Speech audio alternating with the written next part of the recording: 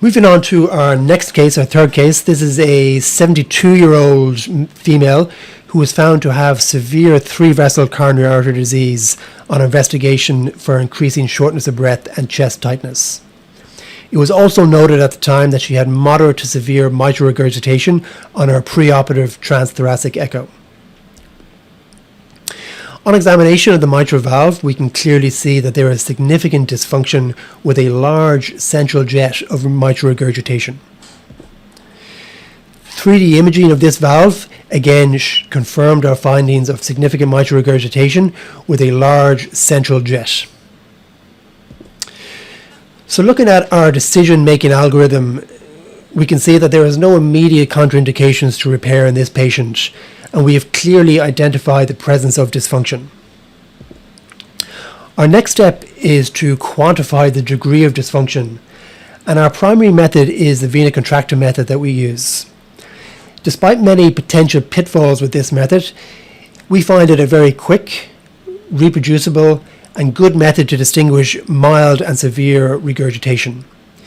In patients with moderate mitral regurgitation, this method should be used with caution, as it has the propensity to underestimate the degree of regurgitation, and so this method should be used along with other methods to quantify the degree of dysfunction. In our patient, we graded the regurgitation as severe based on a vena contracta of greater than 0.7 centimeters and also the presence of flow reversal in the left upper pulmonary vein, as we can see in these images here. So now that we have quantified the degree of dysfunction, the next step we follow in the decision-making algorithm is to identify the mechanism of dysfunction. And to do this, we follow Carpentier's classification. In this patient, we can clearly see leaflet tethering with an annulus that is not dilated. So in this patient, we classified the dysfunction as a type 3B dysfunction. Next, in our decision-making algorithm, we try to establish the pathophysiology of dysfunction. And in this instance, given this patient's history and known ischemic heart disease, this is ischemia-related. So then our next step is to proceed with quantification of valve geometry and also to identify indices of mitral valve apparatus remodeling. When we quantify mitral valve geometry, there are simple to use artificial intelligence softwares available, such as is available on Siemens or Philips or GE machines. And these give us an abundance of information, such as is highlighted in this image here. We can also perform basic measurements manually, such as tension height, tension area. We can look at P3 leaflet retraction angle, along with some geometric indices that predict the occurrence of SAM, post-mitral valve repair, such as the AL-PL ratio, the C-sep distance, and the mitral aortic angle. Now that we have performed some geometric measurements of the valve, it is important to measure all these geometric indices, as these will play a role in the final decision as to whether we should repair or replace this mitral valve. In patients who have predictors of repair failure, such as dilated ventricles, significant leaflet retraction as evidenced by increased tension height, tension area, or P3 leaflet retraction greater than 29 degrees, then these patients proceed to mitral valve replacement as opposed to repair. Looking back at our patient, we can clearly see there is evidence of significant remodeling, as evidenced by the increased tension height, tension area, and also the P3 leaflet angle, which was measured at 59 degrees in this patient. Also, very importantly in this patient, there was evidence of a basal aneurysm that is highly associated with repair failure. So given all the evidence we've collected on this patient, our decision for this patient was to proceed with a CABG and mitral valve replacement. And so this surgery was done, and the patient did quite well in the post-operative period. So, Aidan, thank you very much for this case, and I think Dr. Maz is already geared up for a lot of discussion points here. It's going to be 15, 20 minutes. So here's, Maz, I want to ask you one simple, straightforward question. Do you think these indices of remodeling are good for papers and presentations, or do people really do them in real life also? So, do people do all of them? I think is the question. I think as things become more automated, I think probably it'll be easier to do all of them. If you said, hey, Andy, what do you do in your practice? I would look at this valve, and the first thing I would measure would be a tenting height. One question is, where do you measure the tenting height from? 4-chamber view, long axis view. But if that tenting height in both views was well more than a centimeter, then right away I'd say that this, the valve has been remodeled and it's been chronic like this for quite some time.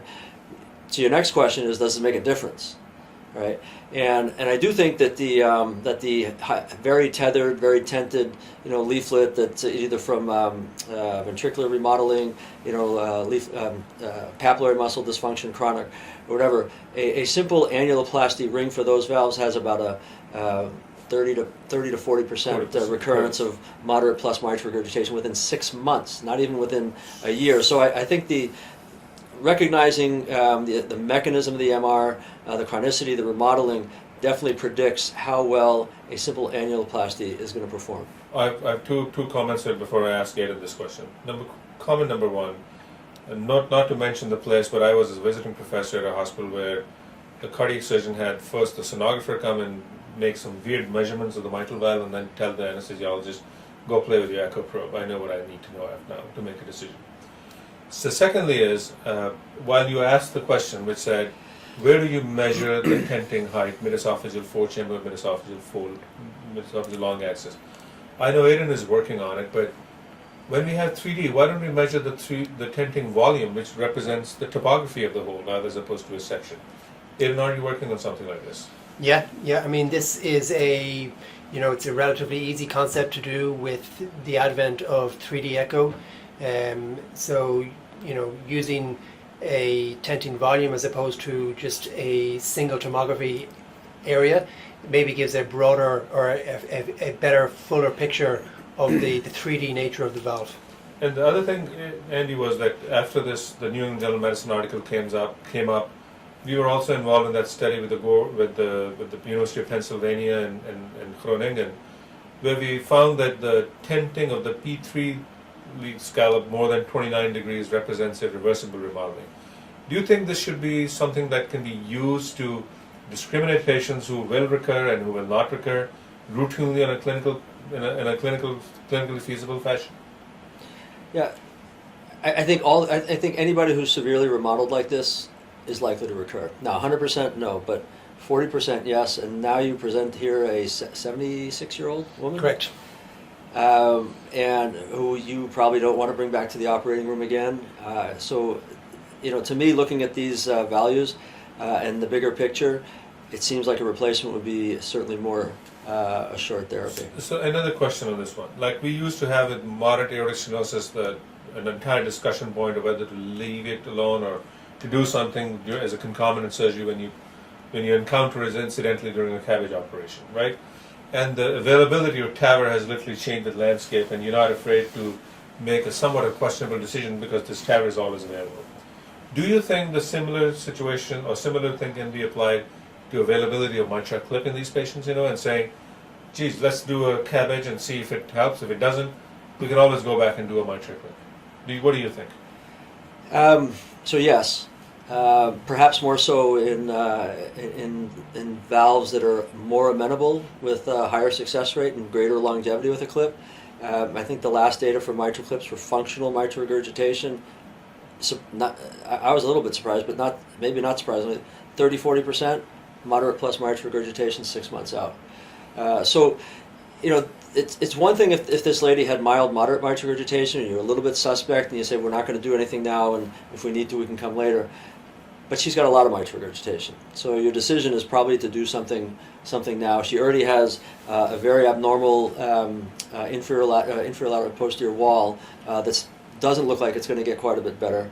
And your measurements definitely suggested severe mitral regurgitation. So to leave the operating room with severe mitral regurgitation or even moderate plus mitral regurgitation in this patient, I think would be the wrong thing. No, I'm not disagreeing with you on doing something for this mitral valve. The question I'm trying to get to is that the only reason mitral regurgitation has such horrible post-operative results that we oversubscribe this operation to people who may not be amenable to mitral valve repair, who are remodeled to the point. And I personally think that with the somewhat of bias being part of that study, is that the retraction of the posteromedial part of the mitral valve, the remodeling on the posteromedial mitral valve, suggests that this is not a salvageable situation with the repair. What is your idea on this? Yeah, first of all, it wasn't just posterior medial, right? It looked like it was fairly wide, the jet, and so let's just say you wanted to be creative and you wanted to go in and you put a full ring annuloplasty and just close up the entire P3A3 area, thinking that that's going to take care of it.